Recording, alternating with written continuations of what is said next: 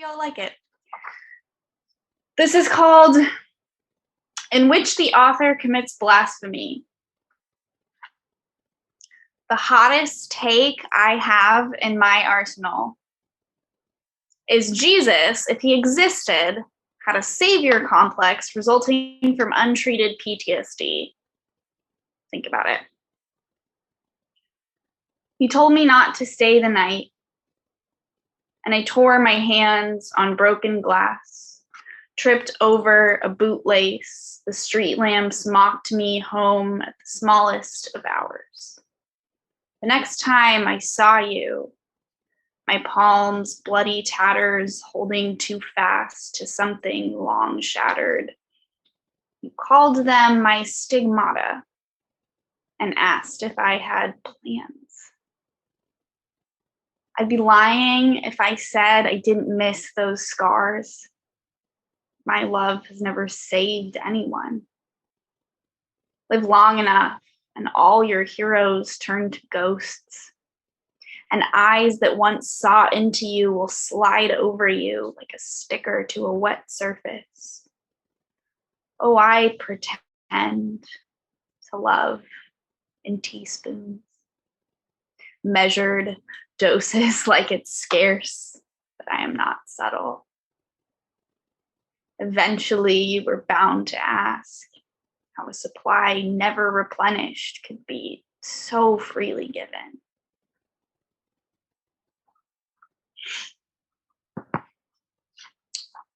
So that's the first poem. And that one, like I think all the poems I'm going to do tonight can be found in my little thingy here that I wrote.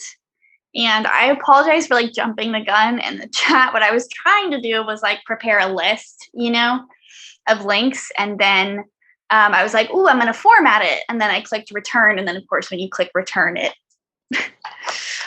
puts everything into the chat. So, we're learning, but we will get there. So the next poem that I'm going to do is a poem about this term that was coined in 2001 by the psychologist named Charles C. Kaufman. And he just kind of emerged to announce that of all creative writers, poets were the most mentally ill. Just had this theory that he felt like he wanted to share with people, and he called it the Sylvia Plath effect, and then just kind of left that there for me to discover and have, a whole existential crisis about it. And so it, really got me thinking, what could it be specifically about poets of all other artists, that make us so prone to mental illness. And so I kind of wanted to explore that in a poem. And for context, an Ars Poetica, for anybody who hasn't heard that term, it's the poetic equivalent of a craft essay. It's a poem that's about writing poems. And so this poem is an Ars Poetica about the Sylvia Plath effect. So it is called Bell Jars Poetica. So Sylvia Plath effect, a term coined in 2001 by psychologist Charles C. Kaufman, alleging that of all writers, poets are most prone to mental illness. Here is the best way I know how to explain it. What if poems are not art, but possession? Burst, heat, urgent, alive, harder to trap, gaseous, but easiest to release, then liquid cooling, slow creep to a viscous solid, let it out. Or it grows sour like spoiled milk, sets thick and heavy in your bones, you'll lose days to a prison of bed, watch the sun trickle down your window, mourn past exorcisms, whose verse seems now more foreign than a stranger's, let it out, like a medieval doctor does a ghost of the blood, do you think? When they cut open Sylvia Plath, the hiss, escaping her white, defenseless skin was poetry gone unwritten. Or was it just carbon monoxide?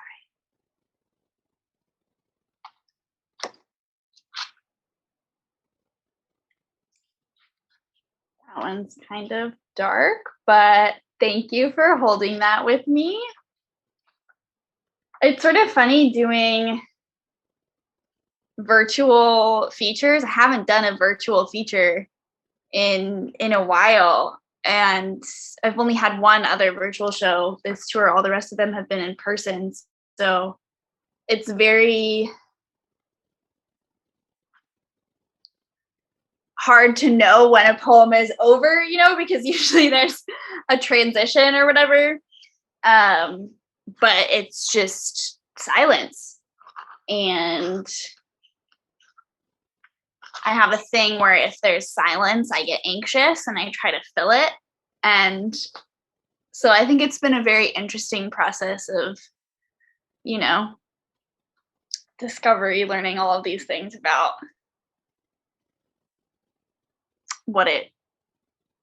about the different modes of, sharing art with the world and what those can kind of inspire. Anyway, I want to do a poem now that is kind of just going along with the theme of a lot of what this book explores, which is the concept of, what does it mean to build a life worth living and to be not well adjusted to a sick society. And for me, with a lot of my own experiences, that's looked at trying to build a life that feels worth living, because in my own experience anyway, I couldn't tolerate life otherwise. And for me, writing has been a really big tool for that, like literally a means of survival sometimes. And so I heard about this poetic form not too long ago called the Palanode. And a Palanode is a poem that is written to retract a previous poem. So if you write a poem that says, like, I don't know, birds are stupid, and then you learn that crows have kind of legal systems with courts and have funerals and everything, that's beside the point. But if you learn that and then you make that into a poem called Palanode regarding birds are stupid, that would be an example of how to use the form. And so my immediate thought with that was a suicide note as a means of writing. And so I wanted to write a Palanode on every goodbye note that I've written as sort of an exercise in healing. So this is that poem. It's called Palanode Regarding Suicide Notes by the author. I've been thinking how every poem I write is a suicide note. The way a caged bird's scream comes out in song. The way shackles are just bracelets until you learn the word for freedom. There are months I've been alive only for not having written a good enough goodbye yet. Isn't much, but it's a reason to stay. Once, a man in a white lab coat read to me from my own Xeroxed handwriting. Think of me happy if you think of me at all. And he asked what gave me the right to take my own life. I asked him what gave him the right to read other people's letters. There's something so incredibly American about violently tethering a human being to an unwanted existence and saying, this is yours now. This thing you never asked for, this thing you do not want, and we will take your freedom, and we will take your shoelaces and the underwire in your underwear until you accept that it is yours, but not yours to take. Understand? I've been thinking how anyone can be a cautionary tale, but being an inspiration demands redemption. Nowadays, everyone wants me to be a spokesperson for existing. Like, aren't the bars on a bird cage the same tune as the bars in Birdsong? And am I not so grateful to the fluorescent lights and the air forced back into my deflated lungs and the EMTs pulling lightning from the October sky and Zeus's hands on my chest, shocking my defenseless heart into stirring? Do I not want to kiss the ground that found my feet when they dragged me back, screaming from the abyss? And it's true. Most days I don't count exits, but I still feel them. Vestigial organs in a wet skeleton. There is no happiness. There is only pain and less pain. Once, my mother, in a halo of fluorescent lights, told me I loved no one. Her voice a scalpel, and in answer, I drew from my pocket. I have not done, nor will I do, anything in such a short and selfish life to deserve the love I have received. The only difference between a poem and a suicide note is what you do when you put down the pen. It gets easier is a necessary lie. We just get used to the pain. But I've been thinking how every poem ever written is a suicide note. A shout into an eternal silence, a sandprint made by a fist, a mark that says, this is how I would have you think of me. This is proof I lived and bled and took up space here. This is what will remain of my life when I have gone and spent every red and incredible second of it. This is all I've loved and swallowed and hurt and saved and burned and borrowed and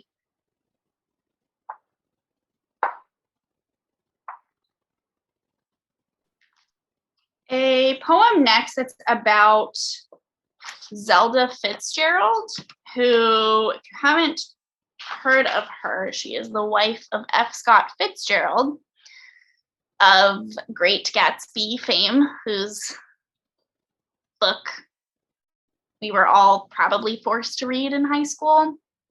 And it turns out that, like many heroes that we have, he was not that great of a human being. And I remember we watched this documentary in high school, and it talked about, you know, him and Zelda and how it was like this love story, and you know, but how she was like deeply mentally ill, and you know, historians have speculated she had bipolar disorder and all these things, but in actuality, like, their relationship was mostly what gave him his career. Like, he plagiarized entire sections of her writing and then told her, because he had to be the successful one in the relationship, like basically forbade her from submitting any of her writing anywhere. And I remember there was this one line in The Great Gatsby where Daisy Buchanan says basically that she hopes that if she has a child and it's a girl, that she'll be beautiful and that she'll be a fool, because that is the best possible thing that a woman can be in this world, is a beautiful little fool. And I remember reading that and feeling like, wow, the character of Daisy really doesn't back up anything that perceptive, because in all other scenes, she's just a complete two-dimensional ditz who's like a foil for all these three-dimensional male characters, right? And it turns out that I was onto something even in high school, because that line is something that he stole from Zelda's private diary. And so I felt like Zelda deserved some credit and deserved her own poems. This is the last poem that I'm going to do. This is called After Zelda Fitzgerald, the Original Manic Pixie Dream Girl. Oh, and before I forget, I don't know if anybody's doing the Seeley Challenge, but I'm doing a thing on the poetry account that I use for Instagram, where if you happen to be reading this for the Seeley Challenge, that let me know, tag me, and I will send you some free stickers that artist friends of mine and myself have made based on some of my poems. Okay. This is for Zelda. Did you know that F. Scott Fitzgerald invented the word orgastic? It's true. His vision of Gatsby's imagined future stretched thus far past confines of prescriptivism. He birthed this bastard child of orgiastic and orgasmic. Despite being remembered mainly for marrying one of the greatest American writers of the 20th century, Zelda Fitzgerald was an artist in her own right. Accomplished dancer, talented actress, gifted writer, motorcycle enthusiast, certifiably bad bitch. Committed to a psychiatric facility in 1930, her Wikipedia legacy includes the semi-autobiographical novel Save Me the Waltz, and the diagnoses hysteria and paranoid schizophrenia. Unmentioned is the diary in her husband's journal plotting her psychological destruction as a means of ending her career. It's a direct quote. Attack on all grounds, detach, disorient, probable result, new breakdown, or her private journals, from which he stole entire passages of the beautiful and the damned, unmentioned, the way he forbade her from accepting starring roles, publishing contracts, spotlights, from existing outside the text. He trapped her between like a flypaper dragonfly, while he plotted open the uncracked spine of an underage silent film star with his influential voice, called her his muse too, called her his Hollywood dream. Unmentioned is the letter he sent Zelda in the hospital. You were going crazy and calling it genius. Did you know crazy is just a word men use when they mean inconvenient? When they mean you have delusions of independence, when they mean I've never made anyone orgastic and now it's your fault, I have a complex about it. If F. Scott Fitzgerald is indeed one of the greatest American writers of the 20th century, perhaps the etymology of violence begins here, with women remembered for the abuse they endured and men praised for seeing hard definition as invitation for their craft. Zelda Sayer Fitzgerald died in 1948 in the fire that swallowed Highland Sanitarium. She could not escape the flames because they chained her to the bed. Today there is a museum in the ashes where it stood. Some say the walls still whisper Zelda. Some say It smolders in the dark. The way every femme they call crazy is a fire refusing to be put out. The way every femme men fear is an endless, burning thing. Thank you so much. Wow, beautiful. You can unmute folks and applaud and let her know. That was great. Amazing. Woo!